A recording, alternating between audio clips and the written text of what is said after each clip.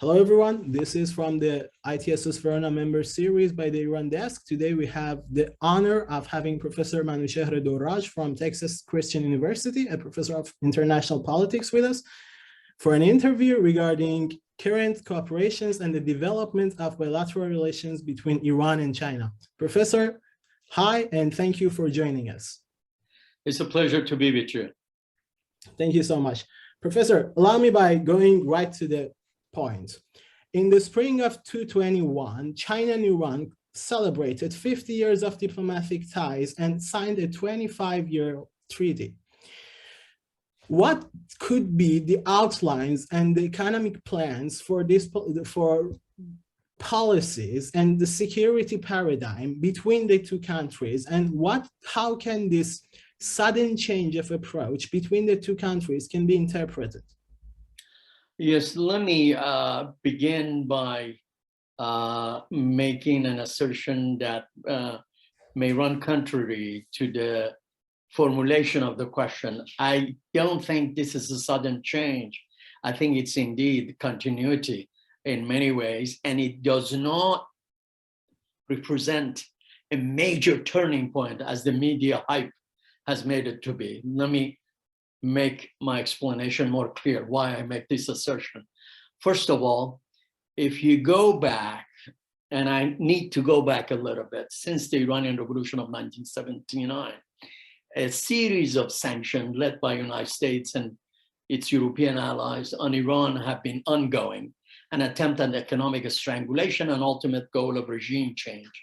During Iran-Iraq war, the only country that was willing to sell both Iran and Iraq weapons, in this case Iran, was China, through its somewhat proxy North Korea as well. The rest of the procurement of weapons happened underground in the black market and all that.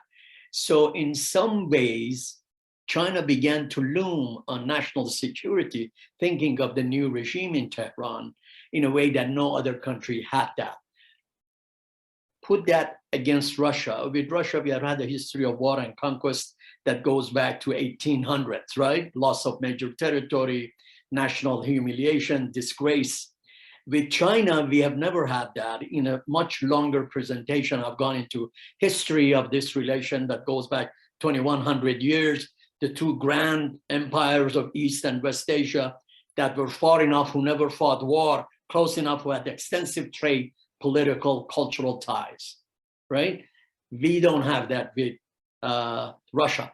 So when American pressure and military threat expanded, Iran looked around, okay, Russia had heavily armed Saddam Hussein of Iraq to the tune of $17 billion during Iran-Iraq war. China had helped Iran.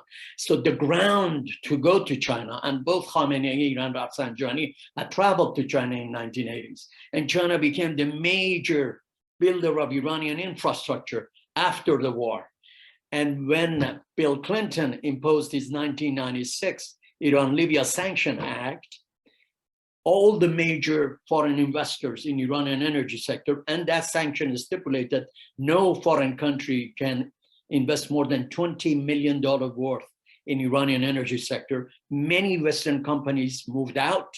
The only that remained, Japan also moved out. The only that remained was China.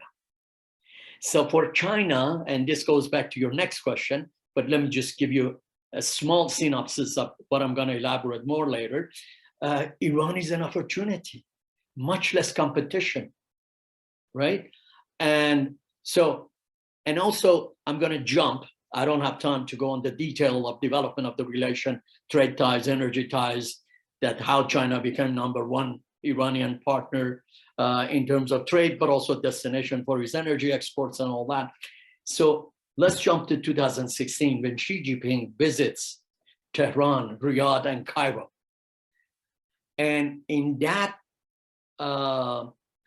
diplomatic exchange, he makes it very clear that he's rewarding Iran for signing JCPOA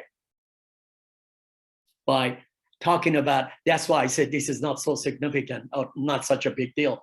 Back then in 2016, the two nations publicly announced that they're going to expand their bilateral trade deal to $600 billion.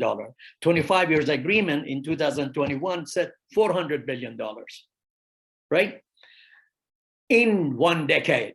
Of course, Trump came, imposed its sanction, maximum pressure, all of that went out the window, right? So the ground for this was already laid down in historical ties between Islamic Republic that I tried very briefly, because you gave me 5 minutes, summarize and tell you that why this is not a turning point.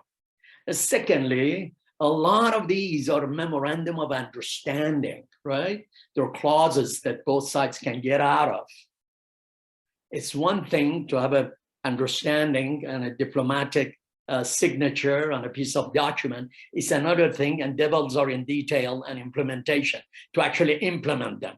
Already has been some protests by Iranian fishermen in the south of the country that Chinese electronic bottom net fishing is going to destroy the fishing industry for us. Forget it. Already there is a great deal of the concern that in what has been revealed to the public, this agreement is covered in shroud of secrecy. What has been revealed to the public, it indicates that China may get anywhere between 18 to 26% discount on export of Iranian natural gas, oil, and petrochemicals to China. The Iranians are up in arms. What is this?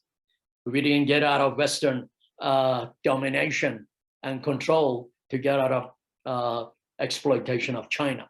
That was an outcry on the part of Iranian nationalists. But we'll get to it later. When you go to the two different factions in Iranian political landscape, there are two different approaches to China. I want to stay with 5 minutes. So this is not a turning point, but also let me say one last point that puts this in perspective. One thing that often media in the West, I think deliberately doesn't cover much, is what is the looming role of the United States in pushing Iran into arms of China and Russia, developing Iranian Eastern strategy, because this is a theocracy in Tehran, and it holds Shiite theology as supreme source of its ideological guide. China is a Marxist-Leninist, at least officially, although in practice it's a state capitalist country. Ideologically, there was no affinity, with the exception that both didn't like American hegemony in the Middle East, right? That was the binding link, if you will. But as US policies became more antagonistic, not just economic strangulation, but repeated military threat, the regime in Tehran felt that they need a safety valve and they need to build their relations with other powers that they can use them as a counter to constant American pressure. So US policies have been instrumental in this development. And this is the point I want to come to. It's precisely at the time that Trump imposes maximum pressure on Iran. 2015 nuclear agreement is out the window. 1,500 new sanctions are imposed on Iran. Mr. Soleimani has been assassinated in Iraqi airport. And Trump also starts economic war with China. China that has been constantly trying to do a balancing act, not crossing American red lines in its relation with Iran, says, forget it. I'm going to sign this 25-year agreement with Iran, even though sanctions were imposed on Iran. China was not supposed to do that in order to solidify its relation with Tehran. And on that issue, both conservative and the reformist camp converged in Iran as American pressure intensified and the whole survival of the regime was at stake. I'll leave it there. We may come back to it later. Thank you, Professor. So Sure. What does China see in Iran, and how could Iran be inserted into its wider economic strategy? And could Iran suffer any serious detriment from these treaties? By the way, these are excellent questions. I complimented Shahin in an earlier email, how on target I thought these questions were, but it really goes into the crux of the complexity and a very nuanced relationship that is filled with cooperation, but also some tension. So what does Iran represent for China, that China is willing to risk its neck and sort of bypass American sanctions? Because historically, China, since the rise of Xi Jinping, has been very keen, forget about ideological foreign policy of the past. We want to expand our ties with all nations in the world, but most significantly with nations who can help us to modernize, who have the technology, the investment to foster our economic development and growth. And who are those? United States and West Europe, first and foremost, right? And China also knows that its rise on the global stage would not have happened without blessing of United States. World Trade Organization, United Nations, International Monetary Fund. US is dominant force in all of this. Without US blessing, China's so-called gradual peaceful rise would have never happened. China used the structure of liberal order that US established in post-World War II to rise as US expands. That's why we see this late reaction. Wait a minute, you're a threat to us economically now, in terms of power projection too. That's gone far enough, forget about this. Obama used to say, you should travel to China, see China for yourself. As we saw, Trump and Biden are playing a very different tone, okay? So I want to give that as background, but I'm going to come back to your question. What does Iran represent to China? Iran is a very significant geostrategic player in the Persian Gulf. Lion's share of China's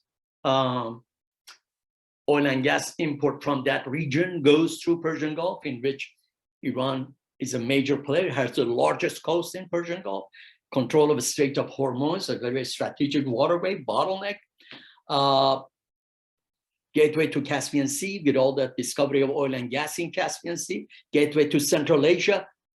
And if you look at China's Belt and Road, the landline that comes from western part of China, Muslim region of China, Kashgar and all that area, goes through oil and gas rich countries of Central Asia, comes to Iran, and through Turkey, goes to Russia, goes to Northern Europe, comes to Southern Europe, and from Italy, that's where maritime Silk Road begins.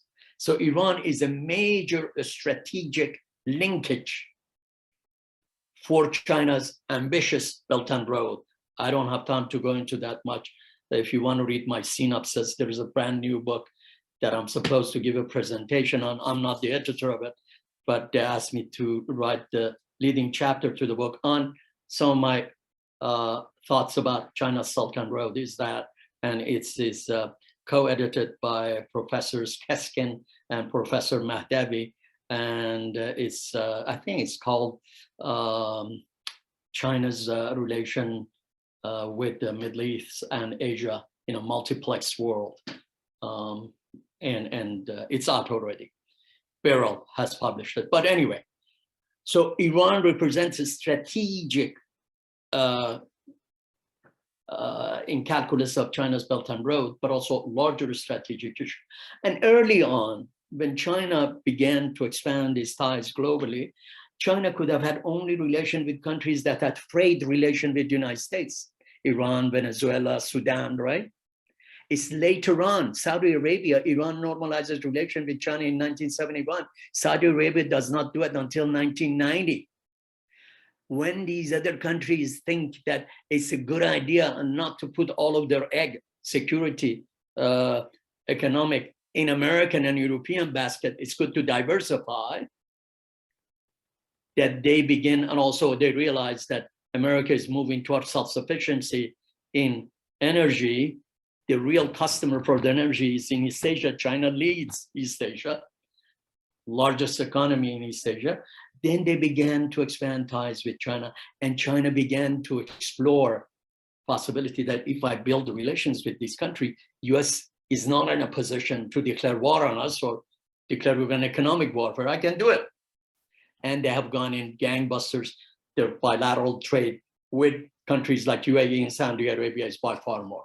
Now, going back to what else Iran represents. Also, in terms of oil and gas, with China's economic security, national security is tied to its access to oil and gas of region of Middle East and North Africa. These are the countries that lubricate China's rise on the global stage and its emergence as a manufacturer of the world. Without it, it's not going to happen. That's why it's increasingly looming large in China's calculus. Originally, it did not. China used to define its immediate sphere of influence in East Asia. That was his preoccupation. That is no longer the case as China has become more global. So Iran also is number 2 in gas reserves in the world, number 4 in oil reserves in the world, but its distinct attribute is 2 for China. Much of these resources, due to destruction that Iranian oil and gas infrastructure suffered during the Iraq War, and due to all the boycotts and sanctions, much of Iranian oil and gas is untapped.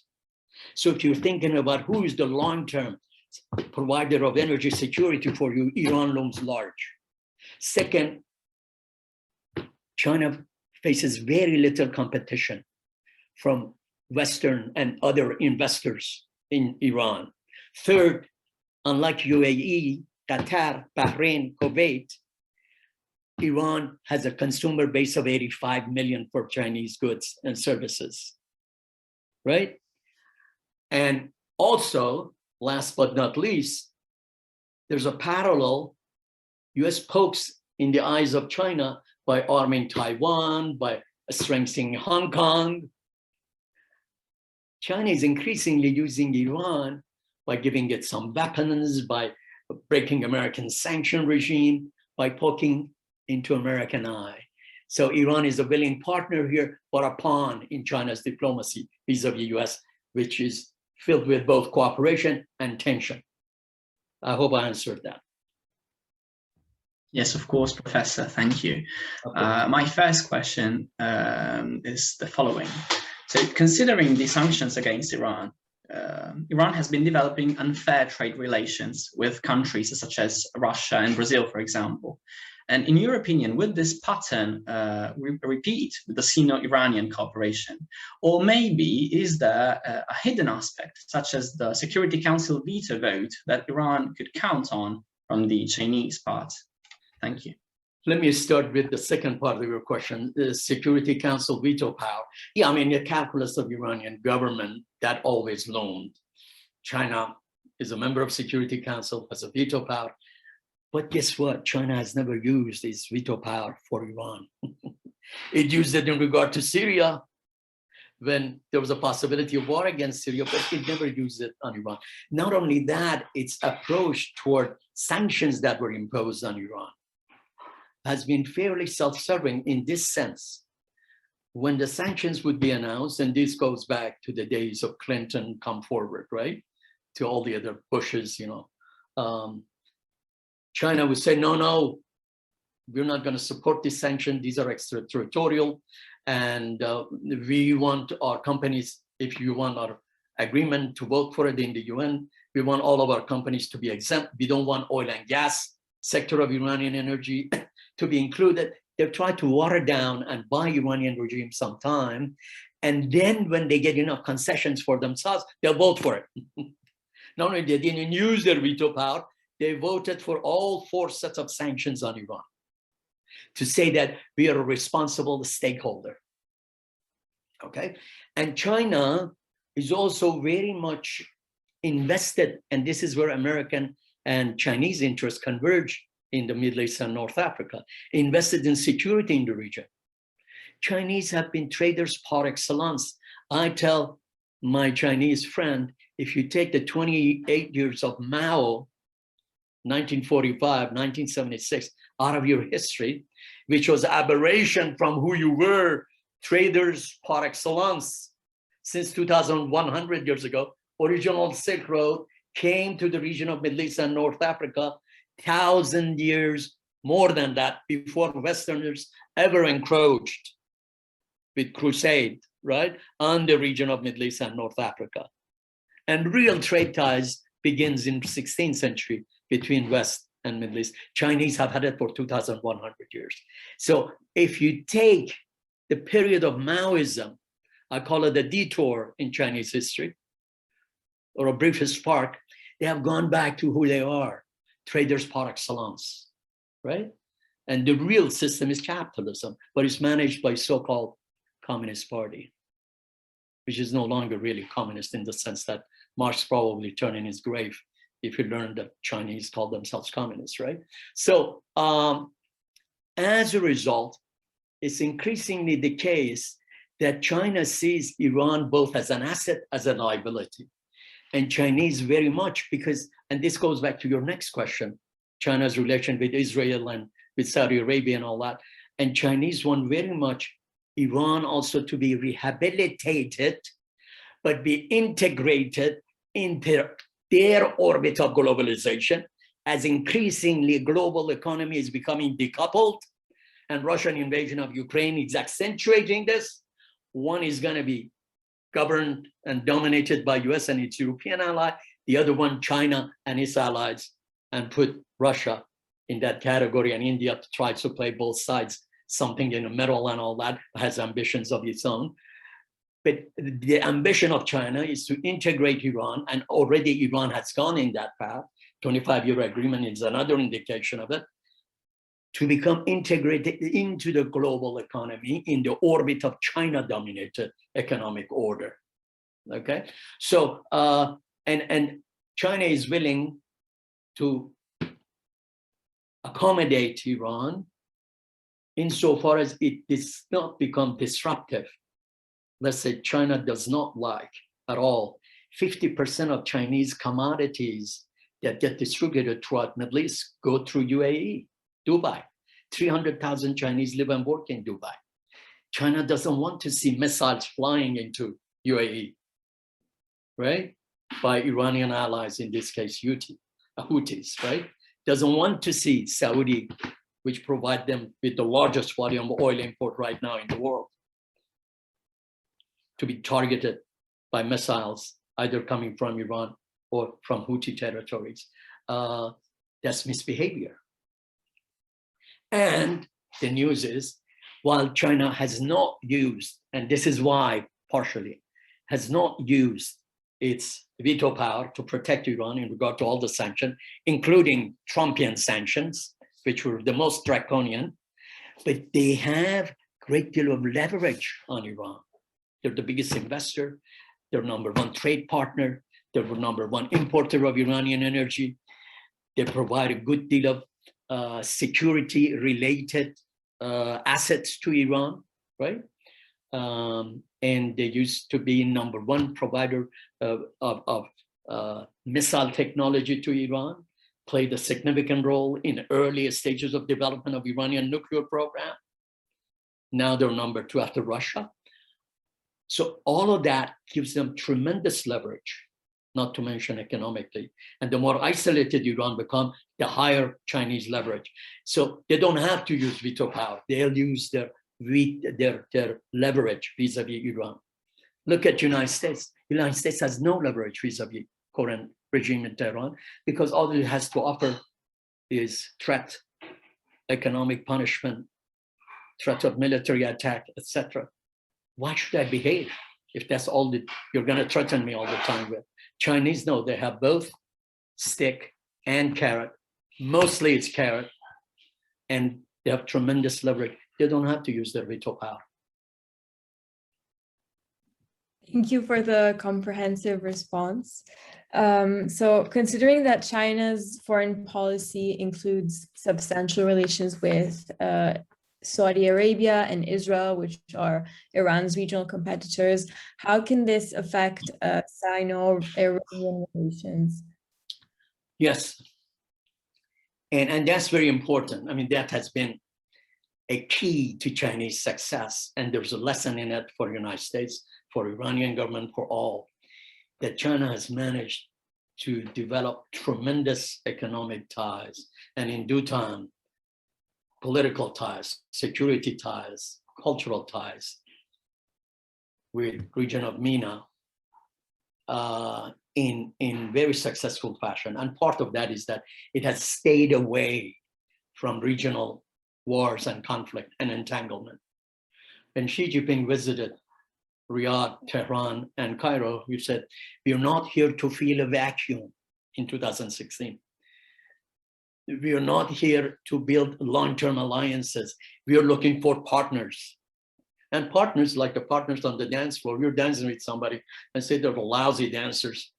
Forget it, you change partners, right? You're not tied up and you don't get entangled in a region which is deeply mired in conflict. That's smart.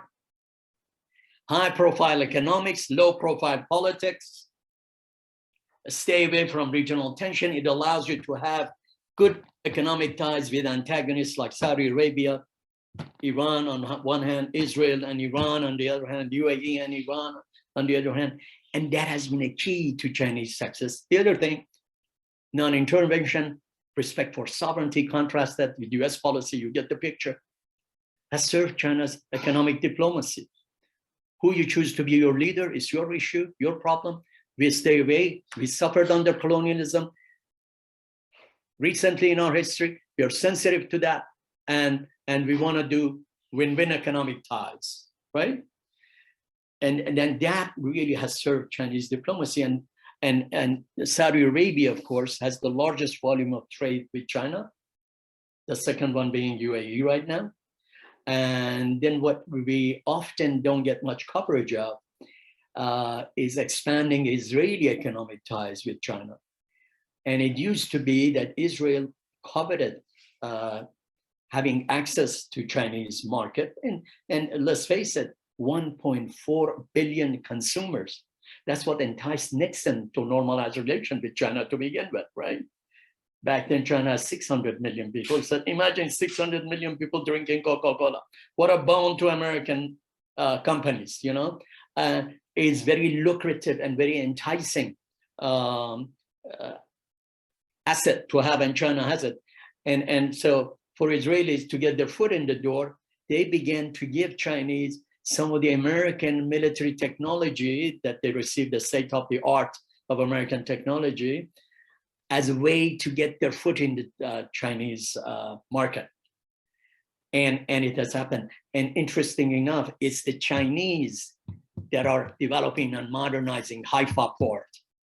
It's the Chinese that are building major railroads to link the roads, the ports from Mediterranean to the Red Sea. Chinese are the largest investor in high-tech sector of Israel.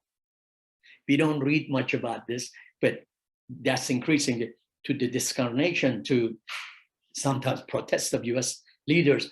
But Israel knows that it has enough clout in Washington that it can get away with that and without much outcry.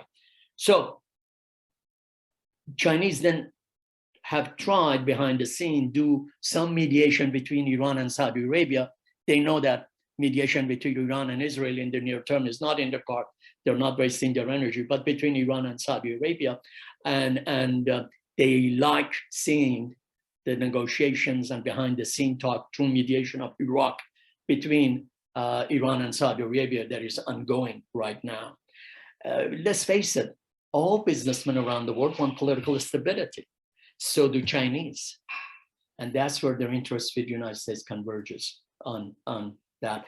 And because they stay above the fray, they don't take side, they don't get entangled in regional conflict, they can manage to do business with both. And all three countries have learned that you cannot lean on China too much. China has its own approach, but has enough asset for all three countries to be a viable partner. Therefore, they don't want to push China. Oh, you're either with us or against us. They realize China is no small potato to be pushed around. You should respect its sense of boundaries and red line. And its sense of boundaries and red line is, you don't tell me with whom I should have relation and which should not. And each country provides China with its own specific assets that China would like to have relation with. And Israel is also behind the doors, a gateway to the United States. Chinese know how influential Israel is in the US corridors of power. Having good relation with Israel ultimately guarantees that you always have an open window to US politics and market through Israel. Thank you, Professor. You have cited a lot of times Xi Jinping. So my question is, how would the crystallization of the power, internal power in China of Xi Jinping could affect the Sino-Iranian cooperation, the Sino-Iranian bilateral relation? And which fields could guarantee, instead talking about the economic field, could guarantee an optimized investment for Iran? And what are the risks? Yeah, I'll start with the last portion of your question. Risks are that, in Iranian diplomatic tradition, always there has been an emphasis, and this goes back to the nationalist trust of Mossadegh, who was a secular nationalist leader, very popular leader of Iran in 1950s, that unfortunately was overthrown with the help of British intelligence and US CIA in 1953, and paved the way for Islamic Revolution of 1979 in the long run.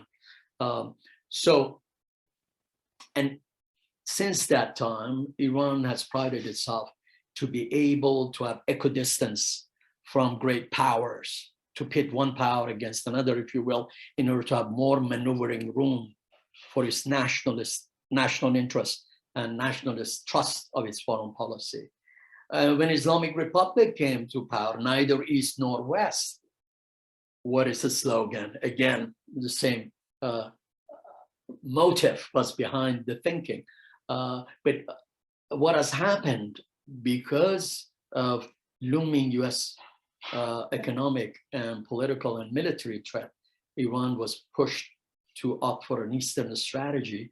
But at the same time, some of the backlash that we have seen against 25-year agreement with China is driven by this nationalist sentiment in Iran.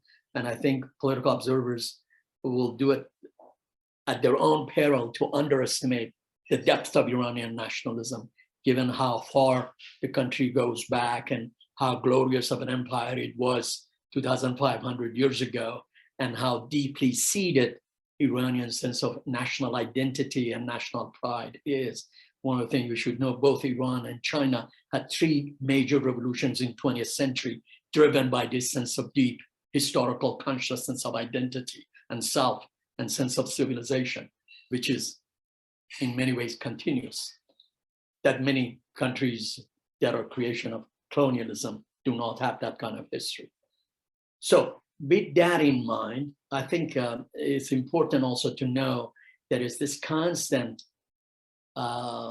desire not to put all of your eggs in Chinese basket on the part of Iranian nationalists. And there's a debate, and I've got to bring this debate in, between the reformist camp and the hardline conservative camp in Iran. Hardline conservative camp, they think US hostility toward Iran is irredeemable. They're bent on destruction of the regime, no matter what we do, right? We put Khatami, very enlightened cleric, in charge, who went to Washington when 9/11 attack against the United States happened. Said our civilizations have a lot in common. Forget about clash of civilization. Let's talk about dialogue of civilization, right? What do the Americans do? It was when he was there and did all this conciliatory thing, they put us on the axis of evil next to North Korea and Iraq. And then they invaded Iraq, right? US has a major problem with us. Look, United States recognized the Russian Revolution in 1936, recognized Chinese Revolution in 1976. It has not recognized that revolution. So the problem that US has is existential with us. They won't rest quiet until and unless regime is overthrown and destroyed. Reformists, on the other hand, therefore, necessity of survival dictates that we forge an Eastern alliance, we expand ties with China. If we have to put our bet on a winning horse, China is a rising economy, rising gangbusters, is leading the world in artificial intelligence, in communication revolution, in all the major technology of the future, and they have political continuity. With America, you can no longer count that their signature on a piece of paper is worth anything. Look, we gave all sorts of concession signed a deal with Obama in 2015. Trump comes and scraps it and imposes 1,500 new sanctions on us, escalates all sorts of tension and threat against us. So you cannot count on the United States. Pendulum can move very swiftly. And even now, the concern is if they sign a nuclear treaty with Biden, when Biden is gone, would it survive the next administration in the White House? They don't have that worry with China. They know there's a stability, continuity, and you can count on that continuity and stability in bilateral ties with China. And also increasingly, Chinese are the biggest player in Iranian energy market, in Iranian infrastructure, in Iranian economy. And survival of the regime is increasingly linked to having good relations with China. For the reformist wing, on the other hand, they say, wait a minute, this makes us vulnerable. Chinese, when they find us so isolated and sometimes so desperate, it's not a relation between two equal powers. One has so many more assets to bring to bear, politically, economically, militarily, and the other one is a second-tier power on the fringes of global economy, very vulnerable, surrounded by all sorts of hostile powers in the world. We need to have good relations with countries like Europe that would allow us to have a better bargaining position vis-a-vis China and not become a dumping place for all the Chinese not so high quality goods and services. That would serve our interest in the long term much better. And that's what, by the way, China does. It wants to have good relations with all the nations despite their ideology and orientation. That's what we need to do. So under Xi Jinping, I think as you mentioned, that he solidifies his power, which he has. I think relations will continue insofar as the current government is in charge, Mr. Raisi government, which you can anticipate he'll be in charge another 7 years. And what would happen after that would depend on what would happen in both Iran and China. But most significantly, what course the United States will take toward Iran. Are we going to see a genuine rethinking in Washington that this is too significant of a country for us to push it into the arms of China as Russia, as we have done, our competitors and potential enemies, and not to have the leverage that we want to have vis-a-vis this country, because right now our influence is zero, and then lose a consumer base of 85 million people, that most of the population of the country also, its vision is westward looking.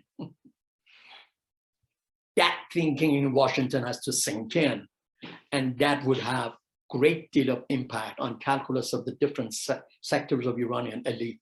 What are the options in potential partnership, in expanding ties, not just with China, but with the rest of the world. And let me say one last thing, and that has to do with China's Belt and Road Initiative.